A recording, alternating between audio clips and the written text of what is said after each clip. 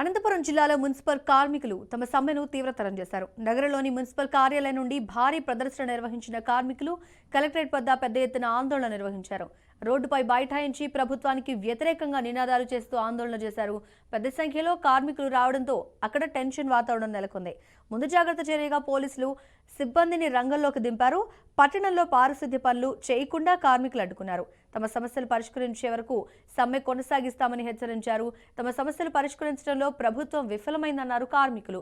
12 రోజులుగా సమ్మె చేస్తున్నా సీఎం జగన్ కు కనీసం చీమ కుట్టినట్టు కూడా లేదని మండిపడ్డారు. ఇప్పటికైనా ప్రభుత్వం స్పందించి వారి న్యాయమైన డిమాండ్లు నెరవేర్చాలని కోరుతున్నారు.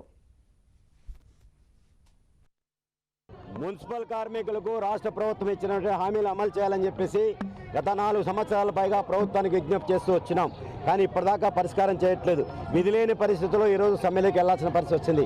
రాష్ట్ర వ్యాప్తంగా 127 మున్సిపాలిటీలు ఈరోజు CIT ఇతర కార్మిక సంఘాలు కలిపి ఐక్యంగా సమ్మె నిర్వహించడం జరుగుతుంది. 14 రోజులైంది సమ్మె నిర్వహించి. ఈ 14 రోజుల్లో 3 దఫాలుగా చర్చలకు పిలిచారు. ఈ చర్చలో ఏమాత్రం ముందుకు వెళ్ళనటువంటి పరిస్థితి కొనసాగుతుంది. ప్రజల మీద కూడా ఈరోజు బాధ్యతగా లేని పరిస్థితి కొనసాగుతుంది. ఒకవైపు సామాజిక యాత్రలతో పేరుతో